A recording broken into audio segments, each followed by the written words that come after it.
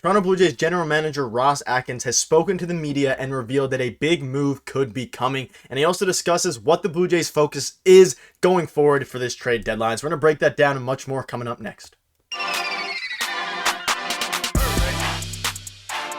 What's up, Jays fans? Nick Gosse here, host of Jays Digest. And before we do get into this video, make sure to hit the subscribe button. We're on the road to 7,500. And as the Jays continue to do well in the regular season and continue to pile on those wins, we'll continue to bring you guys the best Jays content out there. So make sure to hit the subscribe button, and let's just get right into it. And we have a lot to get into today because General Manager Ross Atkins finally spoke out to the media and revealed his plan ahead of the early August trade deadline. And there's tons of news to get into here, so let's just get right into it.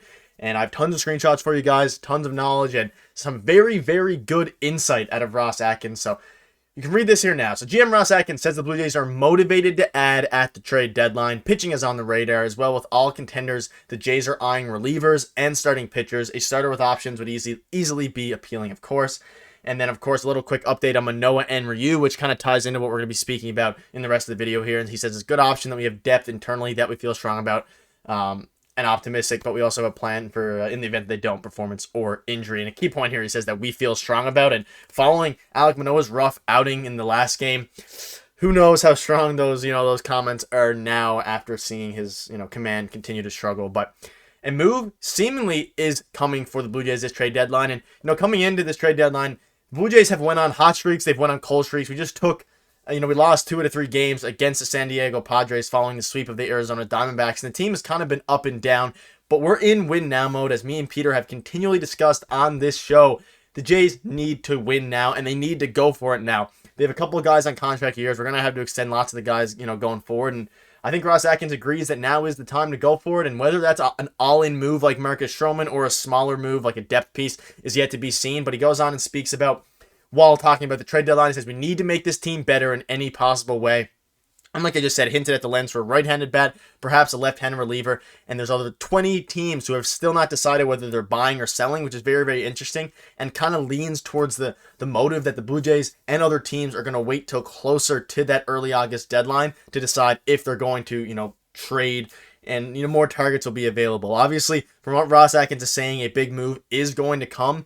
However, the Blue Jays are definitely buyers, but a lot of other teams are still on the fence. Obviously, there's a lot of playoff spots open, a lot of standings that are really, really tight, especially in the other divisions, as well as the AL East there. So other teams are waiting to decide if they're going to be buyers or sellers, which could open up the market a lot more than what we thought it was going to be with kind of just the White Sox, the Cubs, and teams like that. And it seems like they want to add if you watch the media reveal and the media availability, they want to add tons of things. They're debating even adding, and Ross Atkins spoke about a couple times, a relief pitcher, like I discussed there in the tweet, which is very, very interesting because we have one of the best bullpens in the league. And of course, Ross Atkins discussed on his media availability that the teams that win World Series tend to make big moves at the deadline, which kind of hints and is really exciting if you're a Jays fan, because I do think they are going to make a big move this year. I just don't know if the bullpen is the best way to, the thing that needs to be addressed. And this kind of sums up the entire media availability from what Ross Atkins said, and the priorities are as follows: a depth starter as options or control, which is absolutely needed, especially because we don't know what we're going to get going forward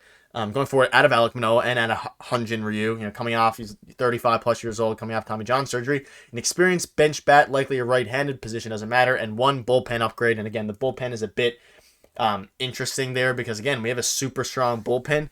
So I don't know, I would rather, and people are discussing this, in Jay's universe, it's almost better to me, and in my opinion, if we use those assets. Of course, having a better bullpen would be nice, maybe one more arm, but using those assets to make a bit more of a significant upgrade in the offensive side of things, or even a 5th starter, or I guess a 6th starter, depending, even a 7th if you keep Alek Manoah and Hyun-Jin Ryu. But again, Alek Manoah and Hyun-Jin Ryu are kind of question marks at this point. Manoah's had a horrible season. Hyun-Jin Ryu, who knows what we're coming out of him. So a starter or a guy to really uplift the offense if we're going for it this year, because as hyped as they were coming into the season, a lot of players are struggling. Vladdy's struggling, Varsho's struggling, Chapman's been struggling, Alejandro Kirk's been struggling.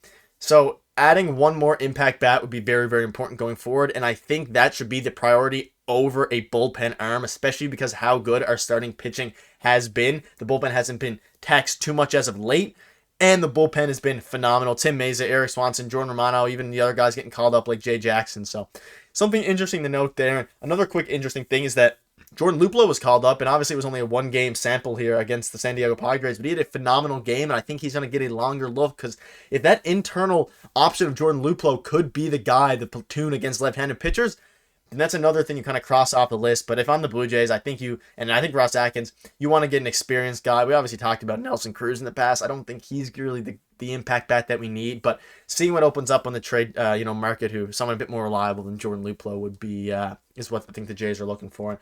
As the scope, Ross Atkins said he believes in the group they had and there's ways to improve. They are in buy mode, cannot state that more clearly. And the position player side, like I said, a slight lean to a right-handed bat, and it's hard to do that without some level of subtraction, but we do think there's a little ways to add offense without having to subtract anyone. I'm assuming this is talking about, the Kevin Biggio, Santiago Espinals of the world, because if you bring in another position player that happens to play those positions, and you're kind of subtracting, in theory, those guys who are having, fairly poor and underwhelming years, but I wouldn't really consider that subtraction if you're getting a very good impact bat back. And that's kind of the key thing here, is that it's going to be a very, very wild trade deadline one way or another. The Jays are in buy mode. We kind of knew that, as much as some of us and some fans out there during some of our, bad losing streaks and getting swept by the Red Sox during the season were saying that maybe the Jays should consider trading their expiring deals, Whit Merrifield, Matt Chapman, and getting assets back. They are playing very, very good as of late, and obviously they're a very, very streaky team. They are hot, they are cold. But when you have a team like this and a starting pitching staff, and I cannot emphasize this enough, a starting pitching staff that is pitching as good as the Blue Jays have been, this does not happen very often for any team in baseball. And pitching and defense is what wins you games, is what wins you championships in the playoffs. And we have a very, very solid rotation. Kevin Gausman is Cy Young caliber player. Chris Bassett's been unbelievable. Jose Barrios is having a resurging year.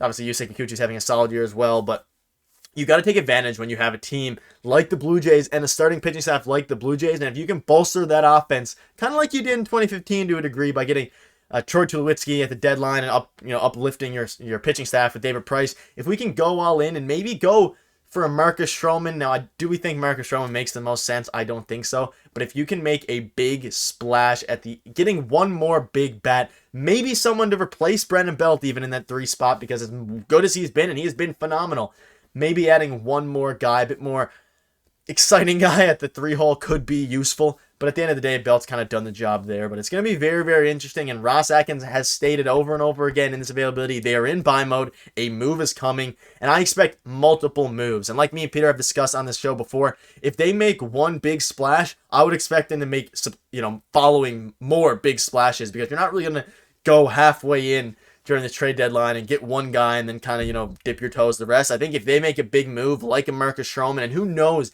how many more options are going to open up. Like they said, 20 teams are, still shopping their guys. And who knows, like in the bottom there, over 20 teams are still on the fence about whether they'll be buyers or sellers. If a bunch of teams open up and start becoming sellers, then it could be scary for other teams if the Blue Jays can get in there, because they have had some prospects starting to rise up. Relvis Martinez, Ricky Tiedemann, Brandon Barriera, tons more. Adam Macko is another good guy. They had a phenomenal draft. Jays are in a position to maybe make a big splash and maybe go for something big like they did just 9 years ago in 2015. But who knows? Maybe we'll have a repeated 2015 from 8 or 9 years ago. But that'll wrap up the video. Thank you guys so much for watching. We're going to have you covered fully for the trade deadline. Thank you guys for your support. Hopefully the Jays can go ahead and win the Seattle series. We'll see you tomorrow. Cheers.